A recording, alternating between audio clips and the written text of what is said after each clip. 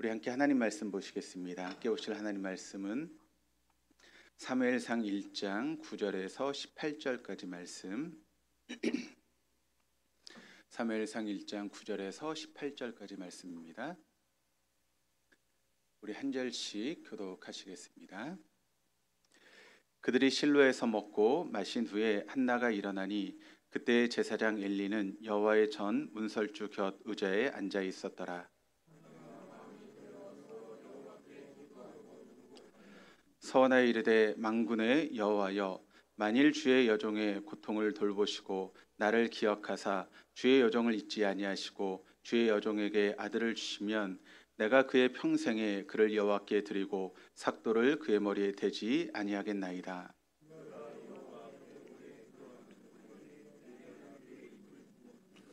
한나가 속으로 말하매 입술만 움직이고 음성은 들리지 아니하므로 엘리는 그가 취한 줄로 생각한지라.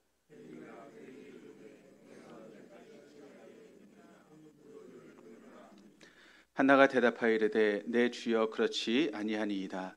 나는 마음이 슬픈 여자라. 포도주나 독주를 마신 것이 아니요 여호와 앞에 내 심정을 통한 것뿐이오니.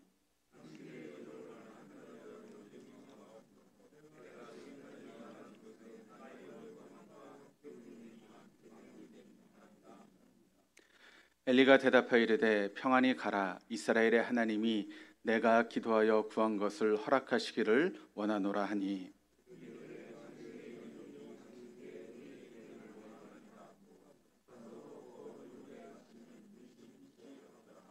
아멘. 할렐루야. 네, 우리 하나님 날마다 새 일을 행하시는 분이십니다. 믿으십니까? 날마다 새 일을 행하신 하나님은 특별한 경우를 제하고는 사람을 통해서 일하십니다. 어떤 사람이죠? 영과 진리로 예배하는 사람. 영으로 예배한다라고 하는 것은 성령의 이끄심을 따라 예배하는 것이고, 또 진리로 예배한다라고 하는 것은 진리의 말씀 앞에 우리의 삶을 조종하고 또 순종해 나가는 것입니다. 오늘도 성령의 이끄심을 따라 그리고 선포되는 진리의 말씀 앞에 여러분의 삶을 조종하고 또 순종해 나가심으로 하나님께서 이루실 새 역사의 주인공으로 쓰임받는 우리 동독의 모든 교우들 다 될 수 있기를 주님의 이름으로 축원합니다.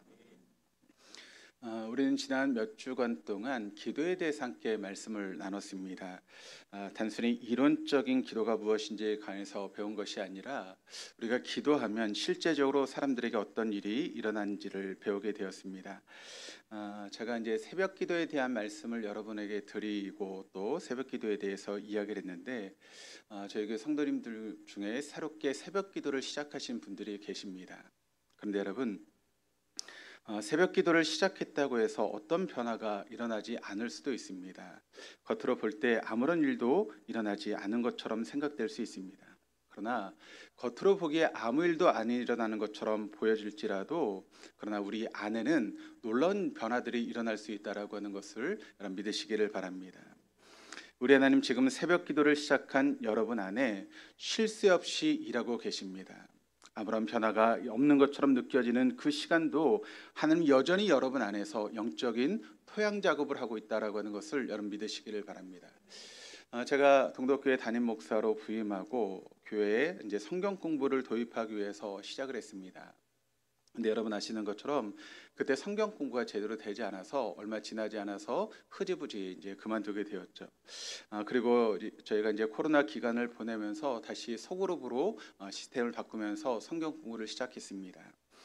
저는 그 시간이 보냈던 그 시간들이 하나님께서 우리를 영적인 토양 작업을 하는 그런 시간이었다라고 믿습니다. 그래서 그런 시간을 통해서 영적인 토양 작업을 후에 또 새롭게 소그룹으로 말씀을 배울 수 있는 그런 시간을 주셨다라고 저는 믿습니다. 마찬가지입니다. 우리가 새벽 기도를 한다고 해서 우리의 겉모습에 아무런 변화가 일어나지 않는 것처럼 느껴질 수 있지만 그러나 하나님 우리 안에서 여전히 일하시고 그런 영적인 토양 작업을 통해서 우리를 새롭게 빚어가십니다. 아무런 변화가 없는 것처럼 느껴지는 그 시간 동안 하나님은 여러분 한 사람 한 사람 속에서 역사하시고 일하셔서 여러분에게 새로운 길을 내시고 계시다라고 하는 것을 여러분 믿으시기를 바랍니다. 그러다가 하나님은 하나님의 때가 되었을 때 역사가 나타나기 시작할 것입니다. 만일 한 달이 지났는데도 아무런 변화가 일어나지 않습니다. 1년 동안 기도했음에도 불구하고 아무런 변화가 일어나지 않습니다. 그렇다고 해서 기도를 멈추는 사람은 어떻게 되겠습니까? 결코 하나님의 역사를 보지 못하게 되는 것이죠. 그리고 이렇게 이야기할 것입니다. 내가 기도해봤자 아무런 일도 일어나지 않더라. 기도했는데 아무런 변화가 일어나지 않더라라고 하면서 기도가 아무런 능력이 없는 것처럼 이야기하실 수 있을 것입니다. 그러나 그렇지 않습니다. 다시 한번 말씀을 드리지만 우리 하나님은 지금 이 순간에도 새벽 기도를 시작한 여러분 안에서 또 기도를 시작한 여러분 안에서 쉴 새 없이 일하시는 분이시다라고 하는 것을 믿으시기를 바랍니다. 아무런 변화가 없는 것처럼 느껴지는 그 시간 동안 하나님은 여러분 안에서 영적인 토양 작업을 하고 계십니다. 아무런 변화가 없는 것처럼 느껴지는 그 시간 하나님 여러분 안에서 한 사람 한 사람 마음속에 하나님 역사하실 길을 내고 계시다라고 하는 것을 믿으시기를 바랍니다. 그러다가 때가 이르게 되면 여러분 한 사람 한 사람 가운데 여기저기서 하나님 역사를 경험하는 놀라운 일들이 이루어지게 될 줄로 믿습니다. 그런 하나님의 일을 기대하시면서 기도의 자리를 떠나지 않는 우리 동덕교회 모든 교우들 다 될 수 있기를 주님의 이름으로 축원합니다. 오늘 어떤 말씀을 나눌까 기도하는 가운데 성령께서 저에게 한나에 대해서 말씀을 나눴으면 좋겠다라고 하는 그런 마음을 주셨습니다. 그래서 오늘 이 시간은 사무엘상 1장 말씀을 가지고 한나에 대한 말씀을 여러분과 함께 나누면서 은혜를 받기를 원합니다. 오늘 우리가 주인공으로 보고 있는 한나에게는 남다른 고통이 있는 그런 여인이었습니다. 어떤 고통인가 하면 자식이 없는 그런 고통이 한나에게 있었다는 것이죠. 지금은 뭐 결혼도 잘 안 하고 또 결혼한다고 해서 애도 잘 낳지 않는 그런 시대가 되어서 자식이 없다고 해서 문제가 되지 않는 그런 시대이지만 그러나 이 시대는 그렇지 않았습니다. 자식이 없다라고 하는 것은 여인에게 큰 하자가 있는 것이었고 또 특별히 자식이 없다라고 하는 것은 하나님께 저주를 받았다라고 생각하는 그런 시대에 자식이 없다라고 하는 것은 큰 문제가 되었죠. 또 자식이 없다라고 하는 것은 미래에 대해서 없다는 그런 저주와 같은 그런 이야기였습니다. 그런데 한나는 자식을 낳을 수 없었습니다. 그런데 그런 한나에게 자식이 없는 것뿐만 아니라 더 큰 고통이 있었는데 바로 사무엘상 1장 2절 말씀을 보니까 이렇게 기록을 합니다. 그에게 두 아내가 있었으니 한 사람의 이름은 한나요 한 사람의 이름은 분인나라. 분인나에게는 자식이 있고 한나에게는 자식이 없었더라. 그러니까 엘가나라고 하는 그런 제사장이 있었는데 그 제사장에 두 명의 아내가 있었습니다. 첫 번째 부인이 한나였고 두 번째 부인이 분인나라고 하는 그런 여인이었는데 사실 여러분 다 자식이 없으면 문제가 되지 않습니다.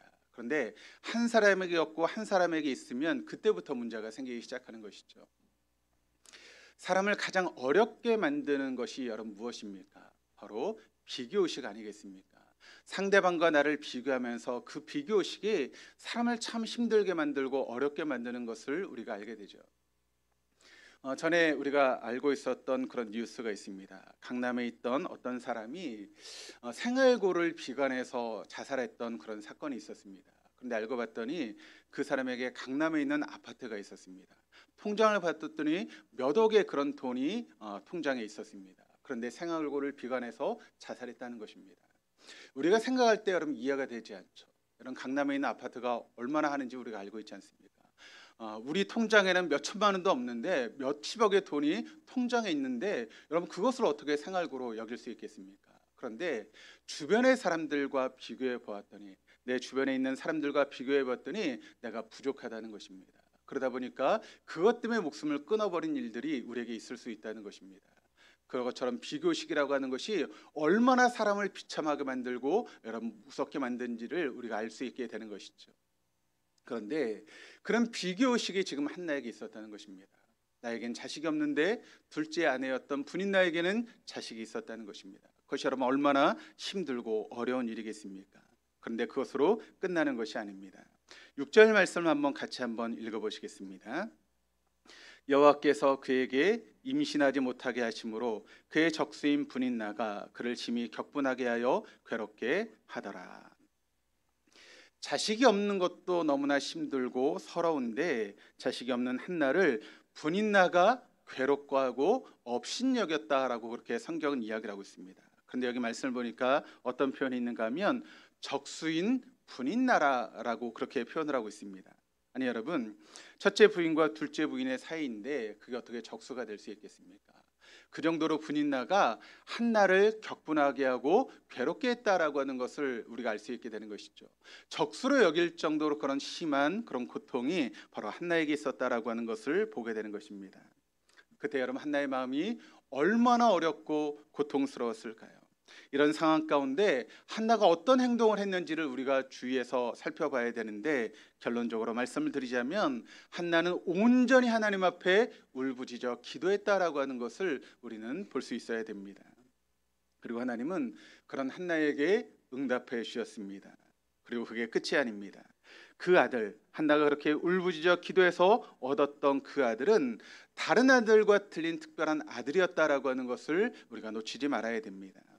바로 사무엘이라고 하는 이스라엘 역사를 새롭게 빚어가는 그런 사람으로 바로 한나가 낳은 아들이었던 사무엘이 쓰임받을 수 있었다는 것이죠. 그렇다면 오늘 말씀을 듣고 있는 여러분에게 아마 한나는 이렇게 이야기할 것입니다. 당신의 기도는 반드시 응답됩니다. 내가 그것에 산 증인입니다. 당신의 기도는 반드시 응답됩니다. 내가 살아있는 주인공입니다 라고 아마 한나는 우리에게 지금 외치고 있을 것입니다. 그렇다면 한나가 어떤 기도를 드렸기에 이런 놀라운 응답을 얻게 되었을까요? 본문 10절 말씀을 보시면 이렇게 기록을 하고 있습니다. 우리 같이 한번 읽어보시겠습니다. 한나가 마음이 괴로워서 여호와께 기도하고 통곡하면. 자, 한나의 기도는 어떤 기도였습니까? 자기 안에 있는 모든 것들을 주님께 토해내는 그런 기도였다라고 하는 것을 오늘 말씀이 우리에게 보여주고 있습니다. 마치 배설물을 토해내는 것처럼 자신의 괴로운 마음, 상한 마음, 찢어지는 마음, 분인나를 향한 그런 미운 마음들, 이런 모든 것들을 주님 앞에 토해내고 있는 한나의 모습을 우리가 발견하게 된다는 것입니다. 한나는 자기 마음속에 쌓여있는 고통과 분노, 또 절망과 아픔을 주님께 다 토해내었습니다. 그런데 여러분, 기도에는 이런 단계가 너무나 중요하다라고 하는 것을 여러분 잊지 마시기를 바랍니다. 가끔 우리가 음식을 먹다 잘못되는 경우가 있죠. 체하는 경우가 종종 있습니다. 그래서 소화제를 먹고 그런 경우들이 있죠. 그런데 여러분, 체했을 때 가장 빨리 나을 수 있는 방법은 어떤 방법일까요? 먹었던 음식을 토해내는 것입니다. 그것이 가장 빠르게 나을 수 있는 그런 방법이죠. 그런데 여러분, 그렇게 체해 있는 그런 상태에서 음식을 토해내야 되는데, 그렇지 않고 여러분 음식을 더 먹으면 어떻게 됩니까? 문제가 생기게 되는 것이죠. 다 토해내기까지는 음식을 먹어서는 안 되는 것입니다. 우리의 기도도 마찬가지입니다. 먼저 상한 마음을 주님 앞에 치료할 수 있는 그런 시간들이 우리에게 필요하다는 것입니다. 그렇지 않으면 반드시 어떤 일이 벌어지게 되는가 하면 그 마음을 사람들에게 쏟아내는 그런 일들이 생기게 된다는 것입니다. 그래서 주변 사람들에게 불평과 불만을 쏟아놓기 시작하는 것이죠. 그러면 그가 속해 있는 공동체가 멍이 들기 시작하고 문제가 생길 수밖에 없다라고 하는 것을 우리가 알게 됩니다. 하나님 오늘 말씀을 통해서 우리에게 이렇게 이야기하십니다. 너희들이 가지고 있는 아픔들, 슬픔들, 어려움들, 그 모든 것들을 사람에게 쏟아내지 말고 나에게 쏟아내라고, 하나님께 쏟아내라고 하나님께서 우리에게 말씀하고 계십니다. 우리가 가지고 있는 기도의 제목들은 사랑과 함께 나누어서 함께 기도해야 됩니다. 그러나 기도 제목을 나누는 것과 나의 불평과 불만을 사람들에게 쏟아내는 것은 전혀 다른 문제입니다. 그럼 우리가 이 땅을 살아가면서 이 세상에서 문제가 없는 사람들이 어디 있겠습니까? 고통이 없는 사람들이 어디 있겠습니까? 아픔이 없는 사람들이 어디 있겠습니까? 다 나름대로 문제를 가지고 있고 어려운 아픔들을 가지고 살아가는 것이 우리의 인생입니다. 그것을 사람에게 쏟아내는 사람이 있고 하나님께 쏟아내는 사람이 있다는 것입니다. 그것을 사람에게 화풀이하는 사람과 하나님께 나와서 막 울분을 토로하는 사람, 그 두 부류로 나눌 수 있다라고 하는 것을 여러분 결코 잊지 마시기를 바랍니다. 우리 하나님은 시퍼렇게 살아계십니다. 살아계신 하나님은 우리의 기도를 듣고 계십니다. 우리가 하나님 앞에 나와서 통곡하며 부르짖을 때 우리 하나님 함께 가슴을 찢으면서 아파하시는 분이 우리 하나님이십니다.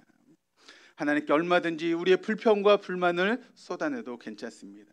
왜냐하면 우리의 모든 것을 쏟아내도 하나님 넉넉하게 그 모든 것을 받아주시는 분이 우리 하나님이시기 때문에 그렇습니다. 하나님은 지금 한나의 그런 통곡을 듣고 계십니다. 하나님께 아픈 마음을 쏟아내고 있습니다. 자신을 괴롭게 했던 분인나의 멱살을 잡고 있지 않습니다.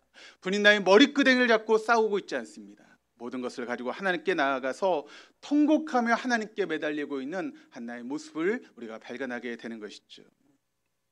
그런데 엘리 제사장은 그런 한나의 모습을 이해하지 못했습니다. 그래서 엉뚱한 소리를 하고 있는 것을 우리가 본문의 말씀을 통해 보게 되는데, 우리 13절 14절 말씀을 같이 한번 읽어보시겠습니다.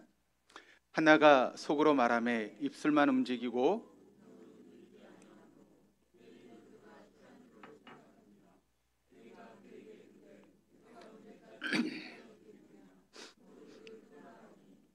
자, 엘리의 이런 이야기를 들었을 때 한나의 대답이 15절 말씀을 통해 나타나고 있는데, 우리 세 번역으로 15절 말씀을 같이 한번 읽어보시겠습니다.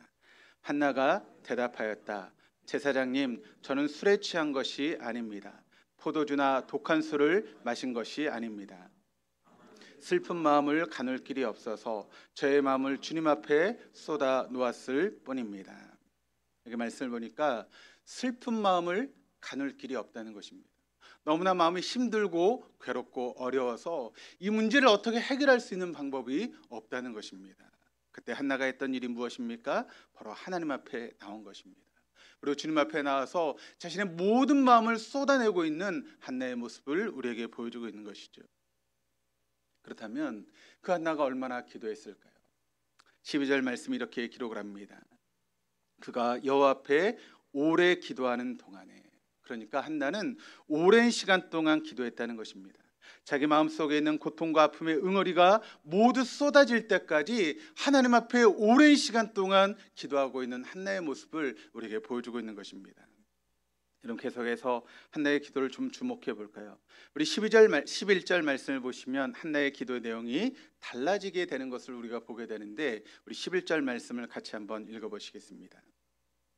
서원하여 이르되 만군의 여호와여, 만일 주의 여종의 고통을 돌보시고 나를 기억하사 주의 여종을 잊지 아니하시고 주의 여종에게 아들을 주시면 내가 그의 평생에 그를 여호와께 드리고 삭도를 그의 머리에 대지 아니하겠나이다. 그럼 한번 생각해 보시기를 바랍니다. 한나가 처음 하나님 앞에 나와서 기도했을 때 그녀의 기도의 제목이 여러분 어떤 기도였겠습니까? 아마 이런 기도였을 것입니다. 하나님, 내게도 아들을 주십시오. 저 분인나처럼 내게도 아들을 주십시오라고 그렇게 기도했을 것입니다. 또 더 나아가서 기도했다면, 하나님, 내가 분인나 때문에 살 수가 없습니다. 너무나 고통스럽고 너무나 억울해서 내가 살아갈 수가 없습니다. 저 분인나를 좀 혼내주십시오라고 하는 그런 기도를 아마 한나가 드리게 되었을 것입니다. 그런데 여러분, 그가 하나님 앞에 나와서 자신의 모든 마음을 쏟아놓기 시작하자 그의 기도의 제목이 점점 변하기 시작합니다. 어떻게 바뀌었을까요? 오늘 말씀처럼 하나님 내게 아들을 주시면 그 아들을 하나님 평생에 그 아들을 하나님께 바치겠습니다. 그의 머리에 삭도를 대지 않겠습니다. 그렇게 기도하고 있는 한나의 모습을 보게 됩니다. 처음에는 그저 아들을 원해서 하나님 앞에 기도하기 시작했다는 것이죠. 그런데 하나님의 뜻은 무엇입니까? 한나를 통한 하나님의 뜻은 무엇이었습니까? 어두운 시대를 밝힐 수 있는 그와 같은 인물을 한나를 통해서 주시기 원하시기를 원했던 것이 바로 하나님의 뜻이었다라고 하는 것을 우리가 알게 되는 것입니다. 그냥 아들이 아닙니다. 이 어두운 시대를 밝힐 수 있는 하나님의 사람, 하나님 위대한 인물을 그 한나를 통해서 주시길 원하셨던 것이 바로 하나님의 마음이었다는 것이죠. 그가 누구입니까? 바로 우리가 잘 알고 있는 것처럼 사무엘이라고 하는 선지자가 그 한나를 통해서 여러분 태어나게 되지 않습니까?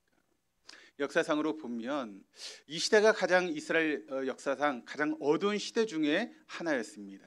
하나님은 한나의 아들 사무엘을 통해서 이스라엘의 역사를 바꾸기를 원하셨던 것이 바로 하나님의 마음이었다라고 하는 것을 우리가 하나님의 뜻을 발견하게 되는 것입니다.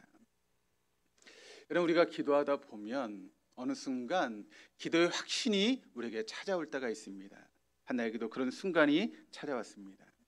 17절 말씀을 보시면 이렇게 기록을 합니다. 엘리가 대답하여 이르되 평안히 가라. 이스라엘의 하나님이 내가 기도하여 구한 것을 허락하시기를 원하노라 하니. 이런 이야기를 들었을 때 한나의 반응이 어떻게 반응하고 있습니까? 18절 말씀을 이렇게 반응을 합니다. 이르되 당신의 여종이 당신께 은혜 있기를 원하나이다 하고 가서 먹고 얼굴에 다시는 근심빛이 없더라. 그렇다면 여러분, 한나의 얼굴에 근심빛이 다시는 없었다라고 그렇게 이야기를 하고 있는데 한번 생각해 보시기를 바랍니다. 지금 한나에게 아들이 주어졌습니까? 지금 이 순간? 아니죠. 무슨 임신의 소식이라도 들렸습니까? 그렇지 않다는 것입니다. 그저 엘리가 내 기도가 응답되었다라고 그렇게 태연하게 말했을 뿐이라는 것이죠. 그런데 여러분, 엘리가 누구입니까? 제사장이죠. 근데 여러분, 그 제사장이 어떤 제사장입니까? 지금 나이가 늙고 여러분 사리 분별을 못하는 그런 제사장 아닙니까? 그의 아들들은 또 어떻게 행동하고 있습니까? 하나님 앞에 죄를 지어서 이스라엘 백성들에게 인정을 받지 못하는 그런 제사장이 바로 엘리 제사장입니다. 그렇다면 한나가 어떻게 생각할 수 있습니까? 저 노인네, 저 제사장이 헛소리하고 있는 것 아니야? 라고 하는 그런 생각을 얼마든지 할 수 있는 그런 상황 아니겠습니까? 그런데 한나는 엘리 제사장을 보지 않았습니다.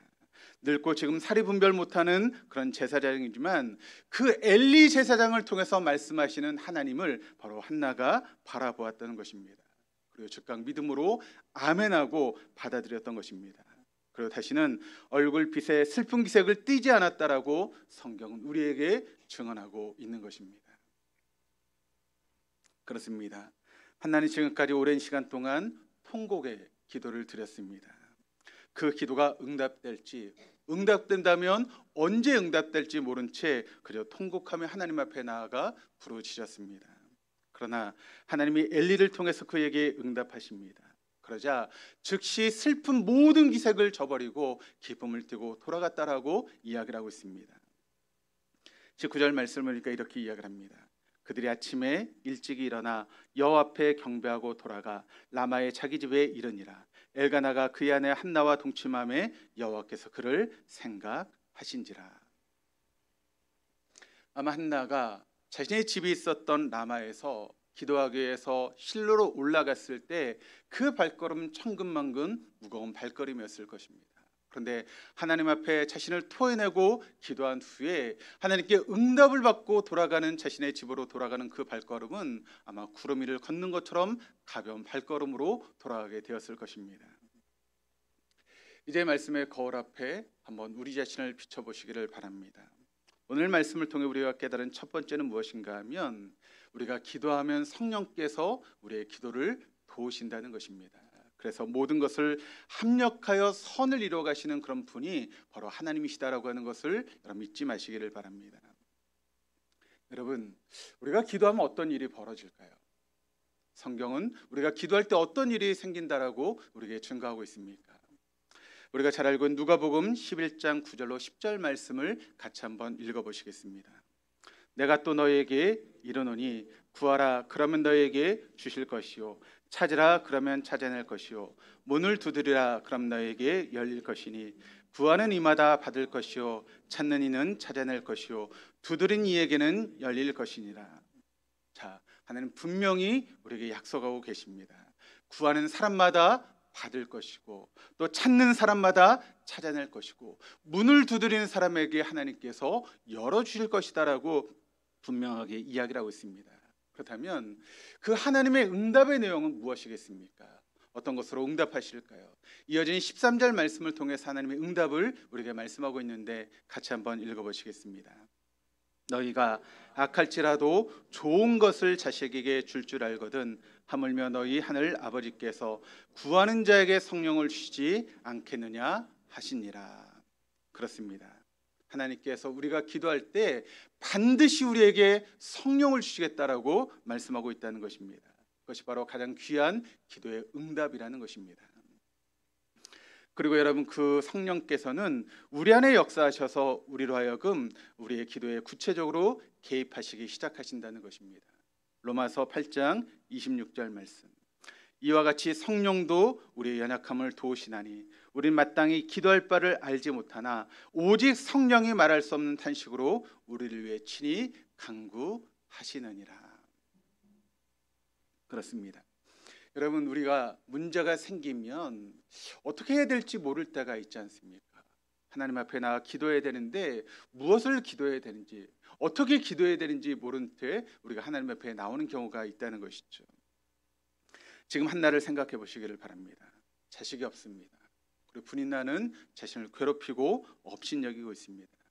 그때 여러분 한나가 할 수 있는 기도가 여러분 어떤 기도겠습니까? 그는 자신의 생각대로 하나님 앞에 기도하기 시작합니다. 하나님, 내게도 아들을 주십시오. 내게도 자식을 좀 주십시오. 그런 기도가 나오기 시작하는 것이죠. 다시 말해서 하나님께서 왜 한나에게 아들을 주시지 않았는지, 왜 자식을 주시지 않았는지 전혀 생각하지 않고 기도했다는 것입니다. 그러다 보니까 내 뜻대로 기도하는 것입니다. 내 생각대로 기도하는 것입니다. 하나님의 뜻이 어딘지 모르는 채 그냥 내 머릿속에 생각나는 대로 기도하기 시작하는 것이죠. 왜 그럴까요? 왜 우리가 그렇게 기도할까요? 성경이 뭐라고 이야기를 하고 있습니까? 우리가 연약하기 때문에 그렇게 기도한다는 것입니다. 여기 연약하다라고 하는 헬라어 단어는 어떤 뜻인가 하면 무지하다, 무능하다라고 하는 그런 뜻을 가지고 있습니다. 그렇습니다. 우리가 무지하고 무능하기 때문에 무엇을 기도할지 모른다는 것입니다. 그래서 눈에 보이는 것만을 보고 하나님 앞에 따지듯이 하나님 앞에 구하는 그런 모습들이 우리 안에 있다는 것이죠. 그러나 걱정할 것이 없습니다. 연약한 우리를 위해서 성령 하나님께서 일하기 시작합니다. 성령 하나님이 우리의 기도를 구체적으로 개입하셔서 우리의 기도의 내용을 조금씩 바꿔 나가시는 것입니다. 무작정 아들을 달라고, 저 분인나가 업신여김을 당하고 있어서 그것이 너무나 힘들고 어렵다고 그렇게 기도했던 한나의 기도의 내용이 조금씩 바뀌어가기 시작합니다. 하나님, 제게 아들을 주신다면 제가 그 아이를 평생을 주님께 바치겠습니다. 그의 머리에 삭도를 대지 않겠습니다. 그 아들을 하나님 앞에 나신인으로 구별해서 드리겠습니다라고 하는 그런 기도의 제목으로 바뀌게 되었다는 것입니다. 그런데 여러분, 그것이 진짜 하나님의 뜻이었다는 것입니다. 그래서 하나님은 즉각적으로 한나에게 아들을 주시지 않았습니다. 기다리게 하시고 마음 졸이게 하시고 업신여김을 당하게 하시고 아프게 만드셨던 이유가 바로 거기에 있었던 것입니다. 여러분, 한번 생각해 보시기를 바랍니다. 지금 한나가 기도했던 대로 하나님께서 응답하시는 것이 큰 축복이겠습니까? 아니면 그런 시간들을 통해서 그의 기도를 조정하고 바꿔서 그 후에 응답하는 것이 더 놀라운 축복이겠습니까? 전자가 큰 축복입니까? 후자가 더 큰 축복입니까? 후자가 더 큰 축복입니다. 만약 전자를 통해서 한나가 응답을 받았다면 그 아들을 하나님께 드린 일은 없었을 것입니다. 어떻게 어렵게 얻은 아들인데 그 아들을 하나님께 드리겠습니까? 그냥 끼고 살면서 자신 곁에서 그냥 두었을 것입니다. 그런데 하나님께서 그런 고난의 시간과 어려움의 시간을 통해서 그녀의 기도를 바꾸게 되었을 때 그 자녀를 하나님 앞에 내어드리게 되었고, 그 어두운 시대를 바꾸는 하나님의 사람으로 사무엘이 귀하게 쓰임받았다라고 하는 것을 우리는 결코 놓치지 말아야 됩니다. 우리가 부족한 기도를 하고 있어도 하나님은 우리를 조정하셔서 가장 큰 응답으로, 가장 귀한 응답으로 바꿔주시는 분이 우리 하나님이십니다. 우리의 상황을 최선으로 바꿔주기 위해서 지금도 하나님 우리에게 고통을 주시고 기다리게 하시고 업신여김을 당하게 하시고 아픔을 주신 이유가 여기에 있는 것입니다. 왜냐하면 하나님은 이스라엘의 어두운 시대를 밝힐 한 사람이 필요했기 때문에 그렇습니다. 그 한 사람을 한나를 통해 보내고 싶은 것이 하나님의 마음이었기 때문입니다. 그런데 한나가 아직 준비가 되지 않았습니다. 그래서 기도하고 또 기도하고 강구하고 또 강구하고, 그래서 그렇게 한나를 준비시키신 것입니다. 그리고 마침내 한나의 기도의 분량이 채워지게 되었을 때 우리가 알고 있는 것처럼 하나님께서 그의 삶 가운데 역사하시고 또 일하시기 시작하신 것입니다. 그렇습니다. 어떻게든 기도의 자리를 지키며 기도하는 것이 중요합니다. 그러면 성령께서 우리 가운데 오실 것입니다. 그리고 우리의 기도를 조금씩 다듬어 가시면서 모든 것을 협력하여 선을 이루시는 놀라운 하나님의 역사를 일으키시게 되는 것입니다. 여러분, 그 사실을 믿으십니까? 그렇다면 여러분, 새벽 기도에 나오시기를 바랍니다. 기도의 자리를 사모하시고 주님 앞에 나와서 기도하실 수 있는 우리 동독의 모든 교우들 다 될 수 있기를 주님의 이름으로 축원합니다. 여러분, 우리가 계속해서 기도의 자리에 머물게 되면 하나님의 일하심을 경험하는 자리에서 점점 일하시는 하나님을 경험하는 자리로 나아가게 됩니다. 이게 뭔 소리죠? 어떻게 생각하십니까? 이해가 되십니까? 하나님의 일하심을 경험하는 자리에서 일하시는 하나님을 경험하는 자리로 나아간다. 똑같은 이야기 아닙니까? 하나님의 일하심, 일하시는 하나님은 여러분 어떻게 다른 것일까요? 이렇게 한번 생각해 보시길 바랍니다. 한나가 엘리의 말을 듣는 순간 하나님이 엘리를 통해서 자신에게 응답하시고 있다라고 하는 것을 한나가 붙들었습니다. 그리고 그것을 직감했습니다. 근데 여러분 그때 앞에도 말씀을 드렸던 것처럼 겉으로 드러난 일이 아무것도 없습니다. 기도의 응답이 되었다라고 하는 것을 우리가 확신할 수 있는 아무런 증거가 한나에게 없었다는 것입니다. 그런데 한나가 이렇게 기도하는 과정을 통해서 하나님의 일하심을 소원했는데 당장 눈앞에 아들이 보이지 않습니다. 임신의 소식도 들리지 않는데 그 하나님이 일하실 구체적인 사건이 아니라 지금도 나를 위해서 일하신 그 하나님을 믿음으로 한나가 바라보게 되었다는 것입니다. 지금 아무것도 눈에 보이지 않지만, 손에 잡힌 것이 아무것도 없지만 지금도 하나님 나를 위해서 일하시고 있다. 그것을 한나가 믿음으로 바라보았고 믿음으로 붙든 것입니다. 그래서 한나가 기쁨이 넘칠 수 있었던 것이죠. 감격이 넘치게 된 것입니다. 은혜가 넘치게 된 것입니다. 얼굴빛이 달라지게 되었다는 것입니다. 여러분 결국 한나의 기도, 그 기도가 응답을 얻고 사무엘을 얻게 되었습니다. 이 한나가 그렇게 기도하고 사모하던 아들을 얻고 어떻게 지냈습니까? 한나 나이가 졌을 때는 그 순간까지 대략 우리가 많은 성경학들이 그 시기를 한 3년의 시간으로 보고 있습니다. 3년 동안 자신의 품에서 그렇게 키우다가 졌을 때는 그 순간 그 아들을 엘리에게 보내게 됩니다. 그 어린 핏덩이를 하나님이 일하시는 사건 속에서 하나님을 만난 것이 아니라 내 눈에 지금 보이지 않고 손에 잡히지 않아도 지금도 하나님이 일하시고 계시다라고 하는 것을 믿었기에 그 아들을 하나님 앞에 드릴 수 있었다는 것입니다. 여러분 우리는 어떻게 생각합니까? 하나님 내게 어떤 것을 보여주시면, 하나님께서 일하시는 것을 내게 보여주시면 내가 하나님 앞에 나아가겠습니다. 하나님 지금 하나님께서 내 기도를 들으시고 내게 응답해 주시면 하나님 내 기도가 응답받았다는 것을 알겠습니다. 그때 하나님 정말 살아계시군요, 하나님 내 기도를 들으시군요, 우리가 그렇게 이야기하지 않습니까? 그러니까 우리 눈에 뭔가를 보여달라는 것입니다. 내 삶 가운데 어떤 변화를 보여달라는 것입니다. 그럼 내가 믿겠다는 것입니다. 그러나 한나의 믿음은 그런 믿음이 아닙니다. 지금 보이는 것이 아무것도 없습니다. 손에 잡히는 것이 아무것도 없습니다. 그럼에도 불구하고 지금도 나를 위해서 일하시는 그 하나님을 바라보았기에 아무것도 없지만 그 하나님을 믿고 신뢰하며 한나가 나아갈 수 있었다는 것입니다. 여러분 이게 여러분에게 이해가 될 때 여러분의 기도가 열리기 시작할 것입니다. 그러면 새벽마다 기도할 때마다 어떤 사람은 구체적으로 하나님께서 나에게 어떤 것을 좀 보여달라고 기도하면서 기도할 것입니다. 그러나 어떤 사람은 내가 아무것도 보지 못하지만 지금도 나를 위해서 일하시고 계실 그 하나님을 바라보기에 믿음으로 기도할 수 있게 된다는 것이죠. 어떤 날에는 오늘 구체적으로 하나님이 일하실 사건, 그 하나님의 때가 이르렀을 때 그 사건 때문에 내가 하나님 앞에 나와서 감사할 수 있지만, 어떤 사람은 내게 아무것도 보이지 않지만 나를 위해서 일하실 하나님을 바라보면서 감사하며 기뻐할 수 있다는 것입니다. 그때 우리는 하나님 앞에 나와서 아무것도 보이지 않아도 나를 위해서 일하실 하나님을 바라보며 믿음으로 기도의 자리를 지켜나갈 수 있는 것입니다. 그럴 때마다 하나님은 나를 통해서 날마다 새 역사를 이뤄가게 되시는 것이죠. 그러므로 이렇게 여러분 기도가 중요하다라고 하는 것을 여러분 잊지 마시기를 바랍니다. 그런데 기도가 이렇게 중요한 걸 또 누가 알고 있을까요? 또 누가 알고 있습니까? 사단도 역시 알고 있습니다.